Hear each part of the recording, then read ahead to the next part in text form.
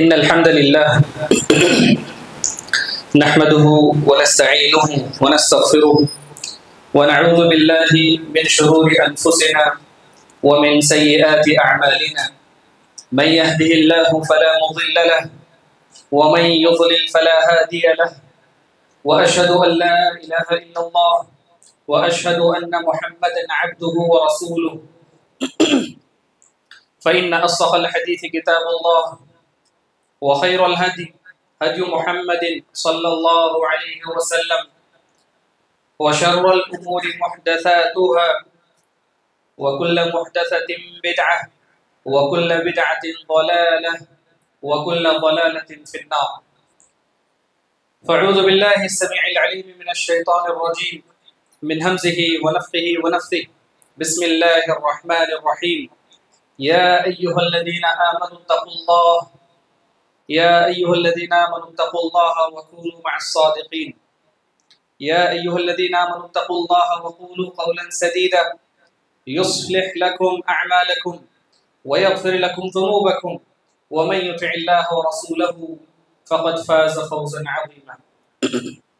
وقال ولقد خلقنا الإنسان ونعلم ما توسوس به نفسه ونحن أقرب إليه من حبل الوريد إذ يتلقى المتلقيان عن اليمين وعن الشمال قعيد ما يلفظ من قول إلا لديه رقيب عتيد وجاءت سكرة الموت بالحق ذلك ما كنت منه تحيد ونفخ في الصور ذلك يوم الوعيد.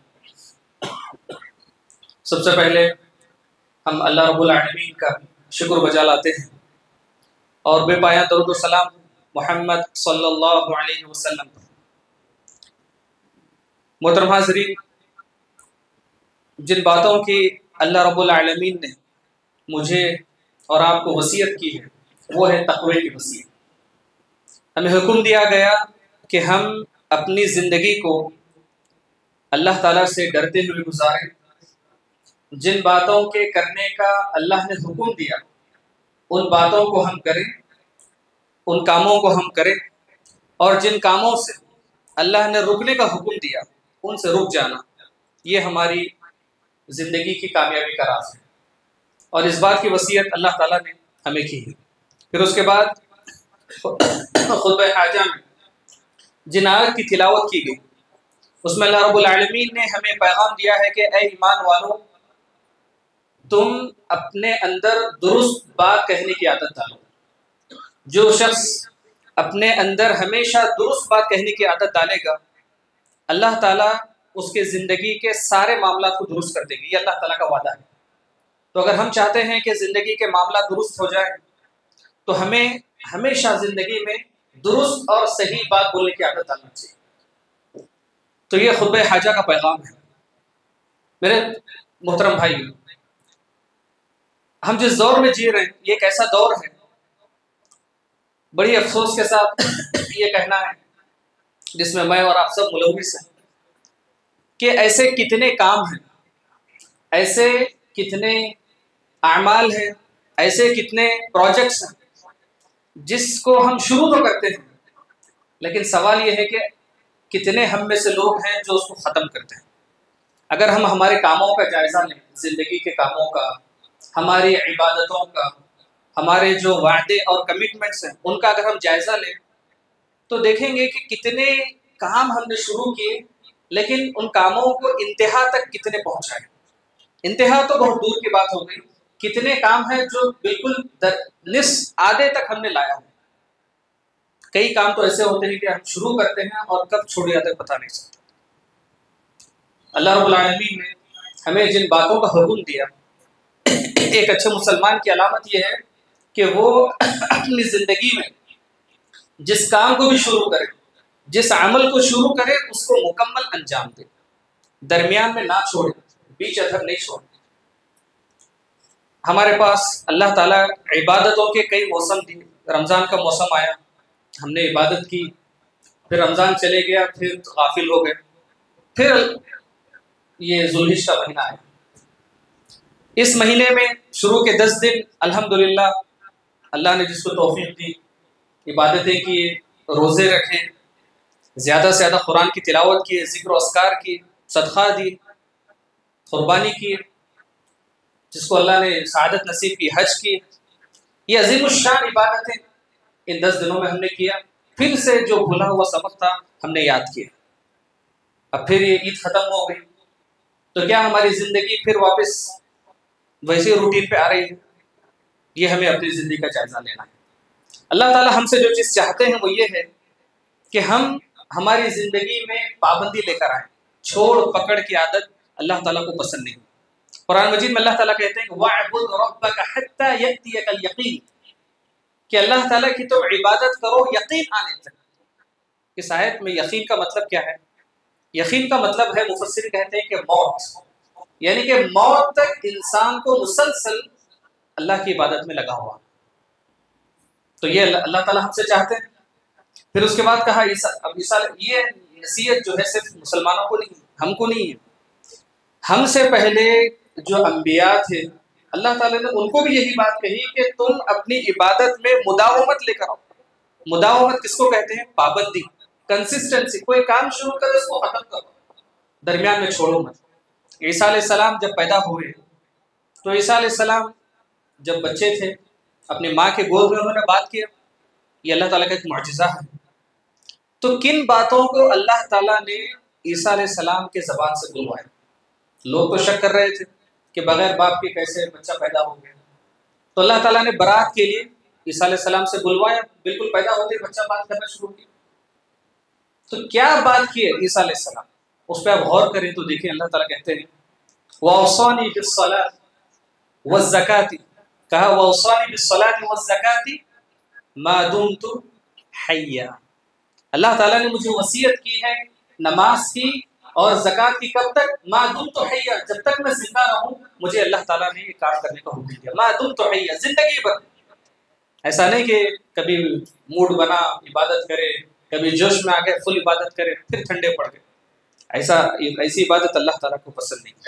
پھر اس کے بعد اللہ تعالیٰ نے مومنوں کی صفت بتائی کہ سچے مومن ایمان والے وہ ہیں جو پابندی کرتے ہیں، چھوڑ پکڑ نہیں کرتے. کون لوگ ہیں؟ کہا ان الانسان خلق هلوعا اذا مسه الشر جزوعا واذا مسه الخير منوعا الا المصلين الذين هم على صلاتهم دائمون. کہا کہ انسان بڑا جلد باز پیدا ہو، اس کے اندر ایک جلد بازی ہے، انسان کے اندر بے چینی ہے قسم کی. لیکن ان سب بیماریوں سے بچے ہوئے لوگ وہ ہیں جو نمازی ہیں. الا المصلین کہا. کون سے نمازی؟ نماز کے لیے تو سب آ رہے ہیں، میں پڑھ رہا ہوں، آپ پڑھ رہے ہیں. کہا کہ الذین هم علی صلاتهم دائمون، وہ لوگ جو اپنی نمازوں میں مداومت برتتے ہیں، دائمی نماز ہے، چھوڑ پکڑ نہیں کرتے.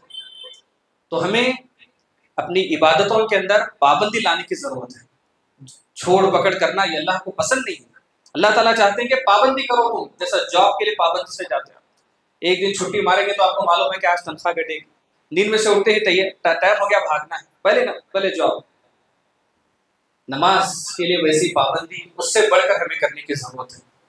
پھر اس کے بعد اللہ تعالیٰ نے کہا ایسے لوگوں کے بارے میں تذکرہ کیا جو موڈ میں آئے تو عبادت کرے، موڈ نہیں ہے، دل نہیں بول رہا، عبادت نہیں کرے. ایسے لوگوں کے بارے میں قرآن میں کہا افرأیت الذی تولى وأعطى قلیلا وأکدى أعنده علم الغیب فهو یرى ام لم ينبأ بما في صحف موسیٰ. کہا کہ کیا تم نے اس شخص کو دیکھا جس کا دل آیا تو اس نے اللہ کی راہ میں خرچ کیا، جب دل نہیں بولا زکوٰۃ نہیں دے رہے، صدقہ نہیں دے رہے. پھر کہا کہ وأعطى قلیلا وأکدى، کبھی دل میں آ دیے کبھی نہیں دی. تو اللہ تعالیٰ کہتے ہیں کہ کیا اس آدمی کو غیب کا علم ہے؟ اس کو غیب کا علم ہے کہ کب تک زندہ رہے گا، کہ جب دل میں آئے جب کر، کبھی بھی مر سکتے. 2 دن کا کل کا حادثہ دیکھیں پلین کا، اچھے بیٹھے ہوئے لوگ 250 لوگ مر گئے. کیا زندگی کا بھروسہ ہے؟ تو اللہ تعالیٰ شاید میں کہہ رہے ہیں کہ عنده علم الغیب فهو یرى، کیا اس کے پاس غیب کا علم ہے کیا کہ اس کو یقین ہے کہ بھائی میں آرام سے عبادت کرتا ہوں، وقت ہے میرے پاس. کیا وقت ہے ہمارے پاس؟ تو ہم اپنی عبادتوں میں پابندی لے کر آئیں اور جب وقت ہو عبادت کریں. دل برا عبادت کرے، دل برا نہیں کرے، ایسا اللہ کو پسند ہے. پھر اس کے بعد اللہ تعالیٰ کہتے ہیں، اللہ کے نبی صلی اللہ علیہ وسلم کی زبانی اللہ تعالیٰ نے کہا کہ سب سے زیادہ اچھا عمل، محبوب عمل اللہ کو جو پسند ہے تھوڑا کرو مگر پابندی سے کرو. کیا اللہ کو پسند ہے؟ تھوڑا مگر پابندی سے. آپ قرآن مجید کی تلاوت کریں اور آپ کو پتہ چلے گا اللہ تعالیٰ چاہتے ہیں کہ لیبلوکم ایکم احسن عملا. اللہ تعالیٰ نے ہم کو پیدا کیا تو اللہ تعالیٰ ہم کو دیکھنا چاہتے ہیں کہ ہم میں سے کون ہے جو احسن عملا کرے گا. احسن کس کو کہتے ہیں؟ سب سے بیسٹ. اللہ تعالیٰ اکثر عملا نہیں کہے کہ کون زیادہ عبادت کرے گا، یہ اللہ دیکھنا نہیں چاہتے. کون سب سے اچھی عبادت کرتا. تو مفسرین کہتے ہیں کہ اچھی عبادت سے مراد کیا ہے؟ جن کاموں کو اللہ نے آپ پر فرض کیا اس میں پابندی کرو، یہ اچھی عبادت کی علامت ہے. تو ہم اپنے اندر پابندی لانے کی ضرورت ہے. پھر اس کے بعد جو صحابہ کی زندگی کو دیکھیں کہ پابندی کیسے کرتے تھے. حضرت علی رضی اللہ تعالیٰ عنہ، اللہ کے نبی صلی اللہ علیہ وسلم جو ہے ایک مرتبہ حضرت علی رضی اللہ تعالیٰ کے گھر گئے، آپ کی بیٹی حضرت فاطمہ رضی اللہ تعالیٰ کے گھر گئے. دیکھے کہ حضرت علی اور حضرت فاطمہ سونے کی تیاری کر رہے ہیں. گئے جا کر بولے کہ ایک چیز بتاؤں گا تم کو، وہ تم کرو گے. جب بھی بستر پر جاؤ گے پہلے یہ کام کرنا، اس کے بعد بستر پر جانا. تو اللہ کے نبی صلی اللہ علیہ وسلم نے سکھایا کہ سبحان اللہ 33 بار، الحمدللہ 33 بار، اللہ اکبر 34 بار پڑھنا ہے.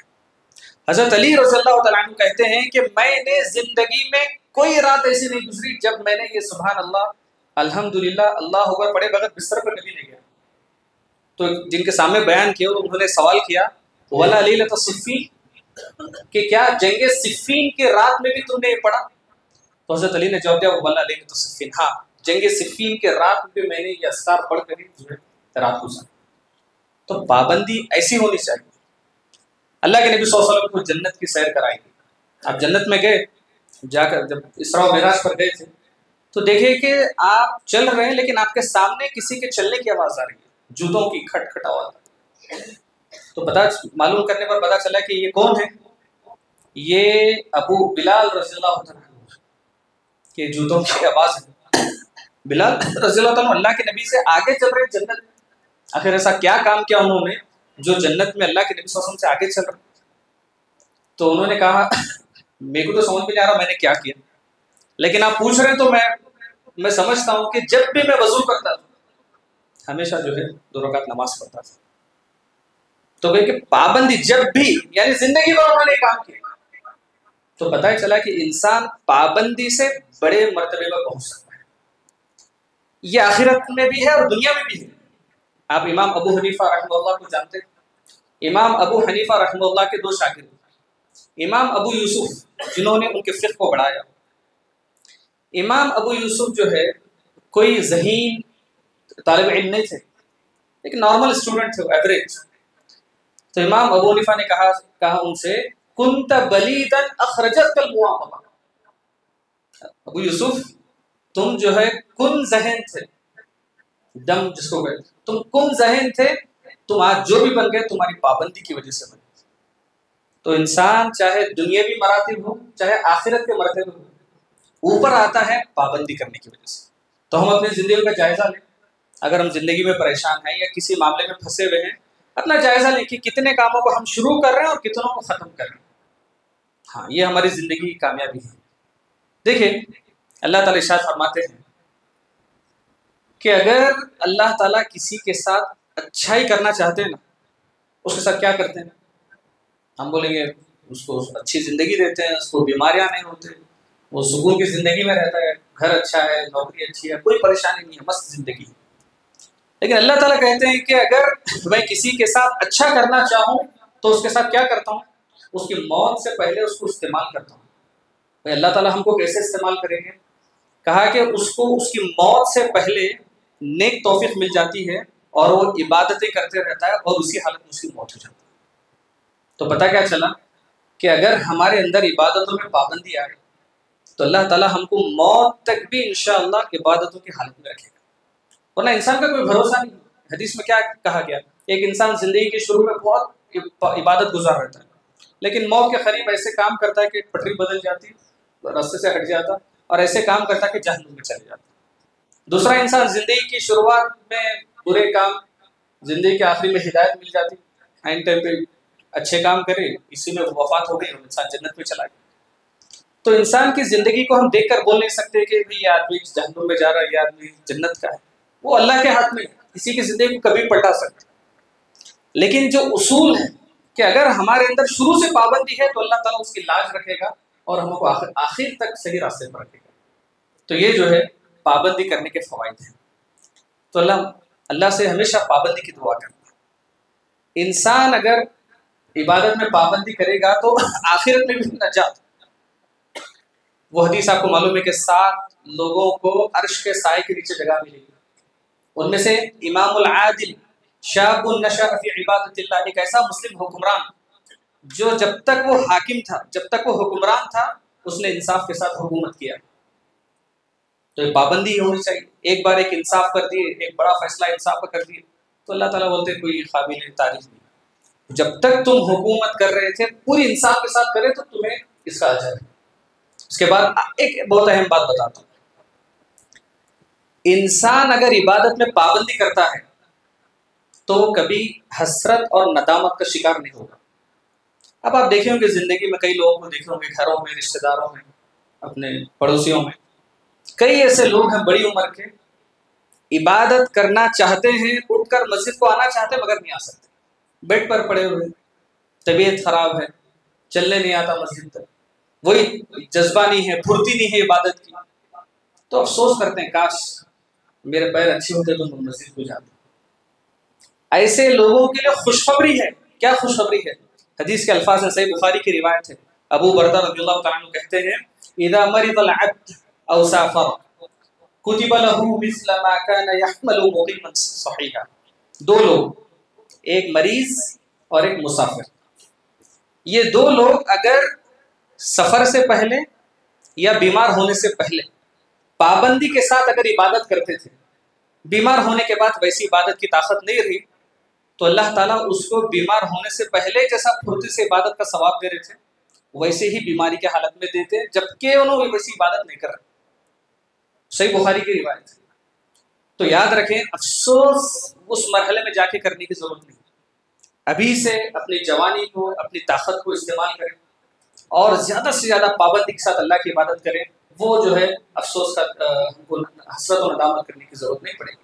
تو اللہ سے ہم دعا کرتے ہیں کہ اللہ تعالیٰ ہم تمام کو اپنی عبادتوں میں پابندی لانے کی توفیق عطا فرمائے، اور زندگی میں جو بھی کام ہم شروع کر رہے ہیں اس کو ختم کرنے والا ہم کو بنائے اور مداومت ہمارے زندگی میں لائے۔ سبحان ربک رب العزۃ عما یصفون وسلام علی المرسلین والحمد للہ رب العالمین۔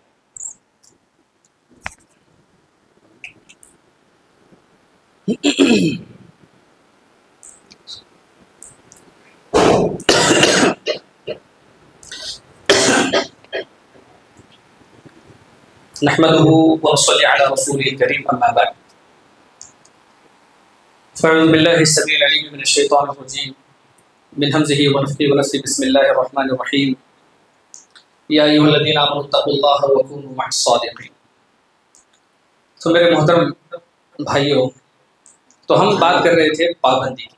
جب پابندی کی اتنی اہمیت ہے زندگی میں، کنسسٹنسی اتنی ضروری ہے، تو وہ کون سے اعمال ہیں، وہ کون سے ایسے اسٹیپس ہیں، اگر ہم اس کو فالو کریں گے تو انشاءاللہ ہمارے اندر پابندی آ سکتی ہے۔ صرف خواہش کرنے سے کوئی چیز نہیں ملتی کہ میں آج سے میں پابندی کروں گا، تو نہیں ہوتی۔ اس کے لیے آپ کو کچھ اپنے اندر نئے عادتیں پیدا کرنا پڑے گا۔ تو وہ کیا ہیں؟ سب سے پہلی بات، اگر ہم اپنے اندر پابندی لانا چاہتے ہیں تو سب سے پہلا کام اللہ سے مدد مانگیں۔ یہ سب سے پہلا کام ہمیں کرنا ہے کہ اللہ سے دعا کریں کہ اللہ آپ میری مدد کریں، میں پابندی کے ساتھ عبادت بھی کرنا چاہتا ہوں، میری مدد کریں۔ اللہ کی مدد آئے گی۔ اللہ کے نبی صلی اللہ علیہ وسلم نے حضرت معاذ کو ایک نصیحت کیا۔ حضرت معاذ زندگی بھر اس نصیحت پر عمل کیا، کہا کہ یا معاذ، جب بھی نماز پڑھو، نماز کے فوری بعد یہ دعا پڑھو۔ کیا دعا ہے؟ اللہم اعنی علی ذکرک و شکرک و حسن عبادتی۔ کیا مطلب ہے؟ اللہم اعنی علی ذکرک، اے اللہ تو میری مدد کر تاکہ میں تجھے یاد کروں۔ تو ہم اللہ کو یاد کرنا ہے تو بھی اللہ کی توفیق ملی تو بھی اللہ کو یاد کر سکتے۔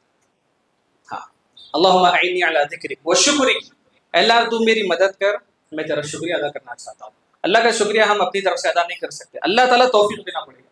داؤد علیہ السلام نے جب اتنی نعمتیں دیکھی تو اللہ کا شکر ادا کرنا چاہا، پھر ان کو خیال آیا کہ شکر ادا کرنے کا جو جذبہ ہے وہ بھی اللہ نے مجھے دیا، تو آخر کس بات پہ شکر ادا کر رہا ہوں؟ نہیں کر سکتا، فوری سجدے میں چلے گئے، بولے کہ اللہ ہم آپ کا شکر ادا نہیں کر سکتے۔ تو اللہ تعالیٰ نے قیامت تک قرآن کے اندر اس جگہ پر سجدہ ہے، جب بھی وہ آیت پڑھیں گے سجدہ کرنا ہے۔ تو اللہ کا شکر، اللہ کی مدد کے بغیر ہم ادا نہیں کر سکتے۔ اللہم اعنی علی ذکرک و شکرک و حسن عبادتک، اللہ تو میری مدد کر تاکہ میں اچھی عبادت کر سکوں۔ تو پہلے اللہ سے مدد مانگی، پھر اللہ سے دعا کری۔ کیا دعا کرنا ہے؟ دعا ہماری جو ہے عبادتوں کو اچھی کر سکتی ہے۔ دعا یہ ہے یا مقلب القلوب ثبت قلبی علی دینک، اے دلوں کو پھیرنے والے، دل کو پھیرنے والے اللہ، جب تک دعا نہیں کریں گے دل پھیرے گا نہیں۔ یا مقلب القلوب، اے دلوں کو پھیرنے والے، ثبت قلبی علی دینک، میرے دل کو اپنے دین پر جما دے، مجھے ایمان کی لذت ملے۔ ٹیسٹ، ایمان کا ایک ٹیسٹ ہوتا ہے، اب موبائل نکال کے ہم یوز کر دیتے ہیں، کیوں؟ کیونکہ اس کا ایک ٹیسٹ مل گیا ہے۔ تو اسے ایمان کا ٹیسٹ، کچھ لوگوں کو دیکھیں کہ بس خالی عبادت میں مشغول رہتے، کیوں؟ عبادت کا مزہ لگ چکا ہے۔ تو وہ مزہ ہم کو چاہیے، جب تک کسی چیز کا ٹیسٹ نہیں آتا آپ اس کام میں پابندی نہیں کر سکتے۔ تو اللہ سے یہ دعا کرنا پڑے گا۔ پھر اس کے بعد سب سے اہم کام، تیسرا کام، اپنے دل کو صاف کریں، کیونکہ دل ہمارے سارے جسم کا بادشاہ ہے۔ دل اچھا رہا، اس کے حکم سے پورے جسم کے اعضاء، پورے جسم کے حصے جو ہے دل سے چلتے ہیں۔ ہم کیا بولتے ہیں؟ کوئی بھی کام اگر آپ کو بولے تو کیا بولیں گے؟ دل نے برا بول، اب دل نے برا نہیں کرتا، اب دل برا میں کرتا ہوں۔ تو دل ہی ہے سب کچھ۔ اللہ کے نبی صلی اللہ علیہ وسلم کہتے ہیں اذا صلحت صلح الجسد كله، اللہ کے نبی کہتے ہیں کہ یہ دل اگر صحیح ہو گیا تمہارا جسم درست ہو گیا۔ تم سست ہیں تو تمہارے دل کی وجہ سے، تم اگر ایکٹیو ہیں تو دل کی وجہ سے۔ تو اپنے دل کو درست کرنے کی فکر کریں۔ اپنے دل کو درست کیسے کریں؟ کچھ اچھے صفات اپنے دل میں پیدا کریں۔ پہلی صفت کیا ہے؟ شکر۔ ہمیشہ شکر ادا کرنے کی عادت ڈالیں، لوگوں کا شکریہ ادا کریں، اللہ کا شکریہ ادا کریں۔ جس آدمی کے پاس شکریہ ادا کرنے کی کوالٹی آ گئی تو مطلب دل اس کا اچھا صحیح راستے پہ جا رہا ہے، پہلی بات۔ دوسری صفت دل کو صاف کرنے کی کیا ہے؟ وہ ہے خوف، اللہ کا خوف۔ اللہ کے خوف سے دل کو بھر دینا ہے، اللہ سے دعا کرنا کہ اللہ مجھے ایسا دل دے جو تیرے خوف سے بھرا ہو، تو اللہ کی توفیق سے ہی ویسا دل ملے گا۔ تیسرا ہے اخلاص، کوئی بھی کام کریں اللہ کے لیے کریں، لوگوں کو دکھے، تو اس سے کیا ہوتا ہے؟ دل صاف ہوگا، پھر ہمارے اندر نیکی کرنے کا جذبہ پیدا ہوگا۔ پھر اس کے بعد کچھ ایسے اعمال ہیں جن سے دل کو صاف کرنا ہے۔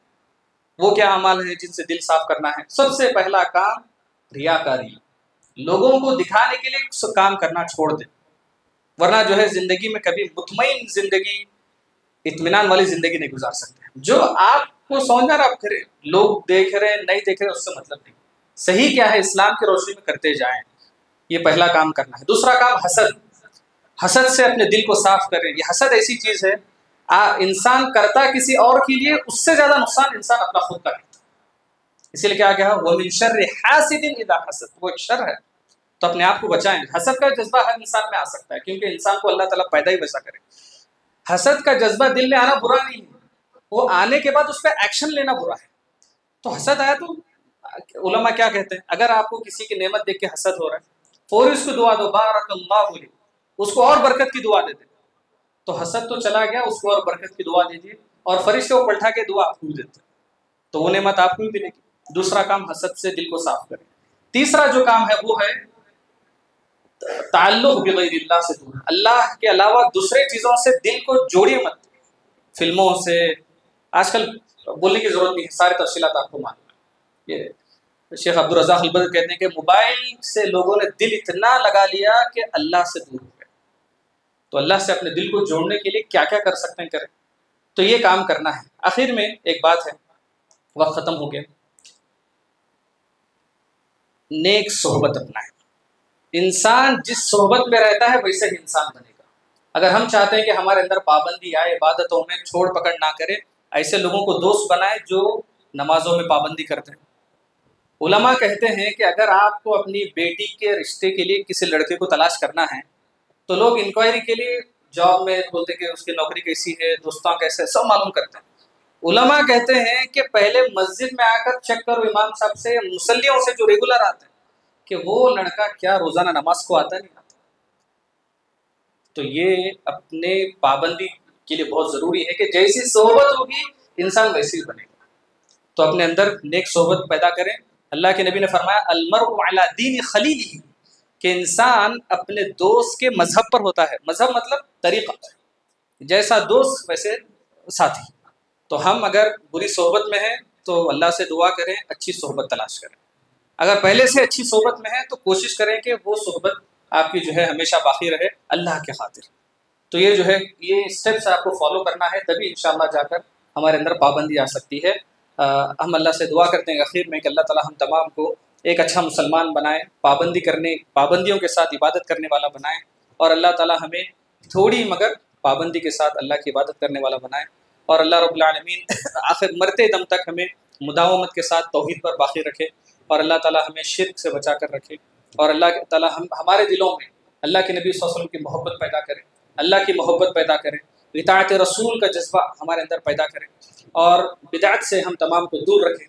اور اللہ تعالیٰ سے دعا ہے کہ اللہ تعالیٰ ہم تمام کو مرتے دم تک صحت کے ساتھ رکھے، تاکہ صحت کی حالت میں اللہ کی عبادت کریں، ہر قسم کی بیماریوں سے اللہ ہم کو بچا کر رکھے۔